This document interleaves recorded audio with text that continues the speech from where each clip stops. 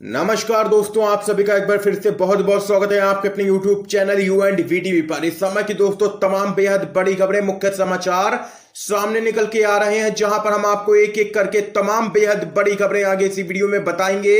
जो खबरें जानना आप लोगों के लिए बहुत ही जरूरी है, लेकिन उससे पहले दोस्तों आप अभी इस वीडियो को लाइक करके लाल कलर के सब्सक्राइब बटन को दबा करके चैनल को फ्री में सब्सक्राइब करके घंटी जरूर दबाइए दोस्तों, और लगातार हमारे साथ बने रहिए। दरअसल दोस्तों पहली और बड़ी खबर सामने निकल के आ रही है। कन्हैया कुमार का केंद्र की मोदी सरकार पर जोरदार हमला। कन्हैया कुमार ने कहा, घर में घुसकर मारूंगा कहकर सत्ता में आने वाला हमारे 20 जवानों की शहादत के बाद कह रहा है कि घर में कोई घुसा ही नहीं, ये फेंकू ही नहीं फट्टू भी है। ये यहां पर कन्हैया कुमार ने ट्वीट के जरिए जोरदार हमला बोला है केंद्र की नरेंद्र मोदी सरकार पर। क्या आप लोग दोस्तों कन्हैया कुमार की इस बात से सहमत हैं या नहीं? अपनी राय जरूर बताइएगा कमेंट बॉक्स में कमेंट करके। इस बीच एक और बड़ी अपडेट दोस्तों सामने निकल के आ रही है। कांग्रेस ने कहा, राष्ट्रीय सुरक्षा और अखंडता को लेकर के राजधर्म का पालन करें प्रधानमंत्री नरेंद्र मोदी। आप लोगों को बताते चलें, कांग्रेस ने लद्दाख में चीन के साथ गतिरोध पर प्रधानमंत्री नरेंद्र मोदी की टिप्पणियों को लेकर के पीएमओ की ओर से जारी बयान को सच्चाई ढकने की लचर कोशिश करार दिया है। कांग्रेस ने कहा है कि राष्ट्रीय सुरक्षा एवं क्षेत्रीय अखंडता की रक्षा के लिए पीएम मोदी को राजधर्म का पालन करना चाहिए। लद्दाख मामले पर सरकार से लगातार सवाल कर रहे कांग्रेस पार्टी के पूर्व अध्यक्ष राहुल गांधी ने यह आरोप भी लगाया है कि प्रधानमंत्री नरेंद्र मोदी ने चीनी आक्रामकता के आगे भारतीय क्षेत्र उसे सौंप दिया है। इस पूरे मामले पर रणदीप सुरजेवाला ने कहा है कि सबसे पहले प्रधानमंत्री नरेंद्र मोदी और सरकार को गलवान घाटी को लेकर अपना रुख स्पष्ट करने की बहुत ही जरूरत है। क्या गलवान घाटी भारतीय क्षेत्र का हिस्सा नहीं है? सरकार गलवान घाटी पर चीन के दावे को पुरजोर ढंग से खारिज क्यों नहीं कर रही है? ये यहाँ पर कांग्रेस पार्टी की तरफ से जोरदार हमला केंद्र की मोदी सरकार पर बोला गया है। इस बीच एक और बड़ी जानकारी आ रही है दोस्तों सामने। सीमा विवाद पर प्रशांत किशोर का तंज, बोले कोरोना से लड़ाई 21 दिनों में जीती, चीन से लड़ाई लड़ने कोई आया ही नहीं।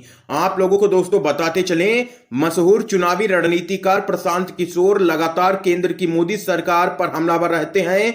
इसी क्रम में प्रशांत किशोर ने तंज कसते हुए केंद्र की मोदी सरकार पर जोरदार हमला बोला है। आप लोगों को बताते चलें, प्रशांत किशोर ने कहा है कि कोरोना से लड़ाई 21 दिनों में जीती गई और चाइना से तो लड़ने कोई आया ही नहीं। अब बचा आर्थिक विकास, तो उसको सरकारी डेटा वाले ही ठीक कर लेंगे। चिंता की कोई भी बात नहीं है, क्योंकि सरकार बता रही है कि सब कुछ ठीक है। बाकी आत्मनिर्भर बनने के लिए चुनाव प्रचार से जुड़े रहिए, हैशटैग झूठी सरकार। ये यहां पर प्रशांत किशोर ने जोरदार हमला बोला है केंद्र की मोदी सरकार पर। इस बीच एक और जानकारी आ रही है दोस्तों सामने। केंद्र पर कांग्रेस का जोरदार हमला, पूछा गलवान घाटी पर चीन के दावे को लेकर सरकार का क्या रुख है? आप लोगों को बताते चलें, कांग्रेस ने लद्दाख में चीन के साथ गतिरोध पर प्रधानमंत्री नरेंद्र मोदी का बयान को चकित और हतप्रभा करने वाला करार देते हुए कहा है कि गलवान घाटी पर चीन के दावे को लेकर सरकार को अपना रुख स्पष्ट करना चाहिए। पार्टी के वरिष्ठ नेता पी चिदंबरम ने यह सवाल भी किया है कि अगर प्रधानमंत्री नरेंद्र मोदी ने लद्दाख की सही स्थिति के बारे में बताया है, तो फिर 20 जवानों का सर्वोच्च बलिदान क्यों हुआ? और पिछले कुछ हफ्तों में चीन के साथ सैन्य स्तर पर किस विषय को लेकर के बातचीत हो रही थी? उन्होंने वीडियो लिंक के माध्यम से संवाददाताओं से कहा है कि प्रधानमंत्री ने कहा कि लद्दाख में भारतीय सीमा में कोई बाहरी नहीं आया है। यह स्पष्ट है कि प्रधानमंत्री का बयान सेना प्रमुख, रक्षा मंत्री और विदेश मंत्री के पहले के बयानों के विपरीत है। उनका बयान हमें चकित और हतप्रभा कर गया, ये यहां पर कहना है पी चिदंबरम का। और कांग्रेस पार्टी ने एक बार फिर से मोदी सरकार को लिया है निशाने पर। इस बीच एक और बड़ी खबर दोस्तों सामने निकल के आ रही है, आप लोगों को बताते चलें। पंजाब के मुख्यमंत्री कैप्टन अमरिंदर सिंह बोले, ये हमारी सेना का अपमान, 20 शहीदों को जवाब चाहिए है। आप लोगों को बताते चले, पंजाब के मुख्यमंत्री कैप्टन अमरिंदर सिंह ने कहा है कि भारत को तुरंत चीन से वास्तविक नियंत्रण रेखा यानी कि एलएसी को खाली करने के लिए कहना चाहिए। साथ ही उन्होंने ये भी कहा है कि अगर चीन ऐसा नहीं करता है तो उन्हें नतीजे भुगतने की चेतावनी भी मिलनी चाहिए। पंजाब के सीएम कैप्टन अमरिंदर सिंह ने कहा है कि इसमें कोई भी शक नहीं है कि हमें भी इसका नुकसान उठाना पड़ेगा, लेकिन हमेशा ऐसा नहीं हो सकता है। मैं एक सख्त सोच रखने वाला आदमी हूं। बातचीत समझदार लोगों से होती है, ऐसे देशों के साथ नहीं जो मौका देखकर हमला करते हैं। ये यहां पर कहना है पंजाब के मुख्यमंत्री कैप्टन अमरिंदर सिंह का, और उन्होंने केंद्र सरकार से मांग की है कि चीन को कड़े से कड़ा जवाब, सख्त से सख्त जवाब दिया जाए। ये यहां पर पंजाब के सीएम ने मांग की है और कहा है कि ये हमारी सेना का अपमान है, 20 शहीदों को जवाब चाहिए है। इस बीच एक और बड़ी जानकारी दोस्तों सामने निकल के आ रही है। गलवान घाटी में हुई झड़प पर भड़का अमेरिका, बोला चीनी फौज सीमा पर बढ़ा रही तनाव, चीन की कम्युनिस्ट पार्टी को बताया धूर्त। आप लोगों को बताते चले, भारत के साथ सैन्य झड़प को लेकर के अमेरिका ने चीन पर बड़ा निशाना साधा है। अमेरिका ने आलोचना करते हुए कहा है कि चीन सीमा पर भारत के साथ लगातार तनाव बढ़ा रहा है। साथ ही अमेरिका ने चीन की सत्ताधारी कम्युनिस्ट पार्टी को दुष्ट यानी कि धूर्त करार दिया है। अमेरिका के विदेश मंत्री माइक पोम्पियो ने चीन सरकार पर निशाना साधते हुए कहा कि चीन की कम्युनिस्ट पार्टी नाटो जैसी संस्थाओं के जरिए बनाई गई स्वतंत्र दुनिया को फिर से पुराने रास्ते पर लाना चाहती है।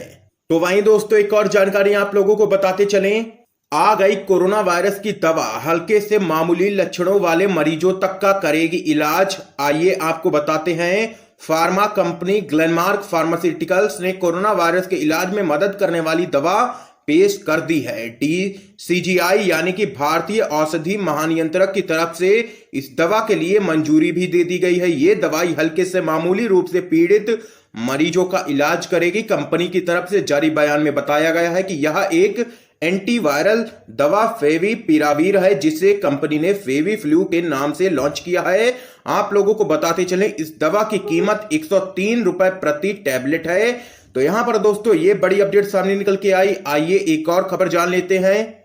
दिल्ली एलजी ने वापस लिया 5 दिन के संस्थागत क्वारंटीन का फैसला, लागू होंगी नई शर्तें। आप लोगों को बताते चलें, दिल्ली के उपराज्यपाल अनिल बैजल ने डीडीएमए की बैठक में 5 दिन के संस्थागत क्वारंटीन का फैसला वापस ले लिया है।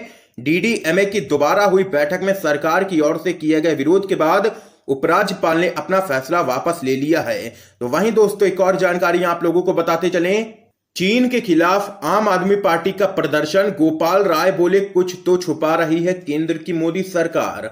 आप लोगों को बताते चले, आम आदमी पार्टी ने चीन के खिलाफ काफी आक्रोश भरा प्रदर्शन किया है। इस दौरान पार्टी के कार्यकर्ताओं ने चीन के खिलाफ जमकर के नारेबाजी की है। तो वहीं आम आदमी पार्टी के नेता और मंत्री गोपाल राय ने पार्टी दफ्तर में भारत चीन बॉर्डर पर शहीद हुए जवानों को श्रद्धांजलि अर्पित की है। गोपाल राय ने कहा है कि केंद्र सरकार को चीन के खिलाफ सख्त से सख्त कार्रवाई करनी चाहिए। उनकी पार्टी सरकार के साथ खड़ी हुई है।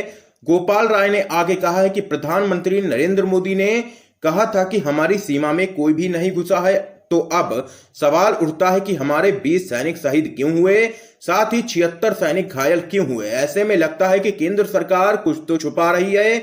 उन्होंने आगे कहा है कि केंद्र सरकार को सभी शहीदों के परिवार वालों को 1-1 करोड़ रुपए की राशि देनी चाहिए। ये यहां पर मांग की है आम आदमी पार्टी ने। इस बीच एक और बड़ी अपडेट दोस्तों आप लोगों को बताते चलें, कन्हैया कुमार का केंद्र की मोदी सरकार पर जोरदार हमला। जी हां दोस्तों, कन्हैया कुमार ने कहा है कि साहब लॉकडाउन के वक्त घर पहुंचने की जद्दोजहद में पैदल चलते हुए भूख प्यास से अपनी जान कुर्बान करने वाले भी बिहारी थे। तब तो आपने मुंह सिल लिए और अब चुनाव है तो बिहार के वीरों की शहादत पर अपनी पीठ थपथपा रहे हैं। हाय रे कुर्सी ऐसी तैसी कर दी। ये यहां पर कन्हैया कुमार ने तंज भी कसा है और केंद्र की मोदी सरकार को लिया है निशाने पर। तो वहीं दोस्तों एक और अपडेट आप लोगों को बताते चलें, शहीद कर्नल संतोष बाबू के परिजनों को 5 करोड़, 19 जवानों के परिवार को 10-10 लाख रुपए की अनुग्रह राशि देगी तेलंगाना सरकार। आप लोगों को बताते चलें, तेलंगाना सरकार ने लद्दाख की गलवान घाटी में भारत चीन के सैनिकों के बीच हुई हिंसक झड़प में शहीद हुए कर्नल और 19 अन्य जवानों के परिजनों को अनुग्रह राशि दिए जाने की घोषणा की है। मुख्यमंत्री के चंद्रशेखर राव ने कहा है कि सीमाओं की सुरक्षा करने वाले बलों को यह संदेश दिया जाना चाहिए कि पूरा देश उनके साथ खड़ा हुआ है। उन्होंने आगे कहा है कि तेलंगाना सरकार शहीद कर्नल बी संतोष बाबू के परिवार को 5 करोड़ रुपए की अनुग्रह राशि देगी और बाकी शहीद जवानों के परिजन को 10-10 लाख रुपए की अनुग्रह राशि प्रदान करेगी। तो यहाँ पर दोस्तों आज की ये तमाम बेहद बड़ी खबरें सामने निकल के आई हैं जो हमने आप लोगों तक पहुंचाई हैं। वीडियो पसंद आया हो तो इस वीडियो को लाइक करके ज्यादा से ज्यादा शेयर कीजिएगा अपने सभी दोस्तों तक। इन खबरों को जरूर पहुंचाइएगा और चैनल को सब्सक्राइब करके बेल के आइकन को जरूर दबा दीजिए दोस्तों। आप सभी का बहुत बहुत धन्यवाद दोस्तों।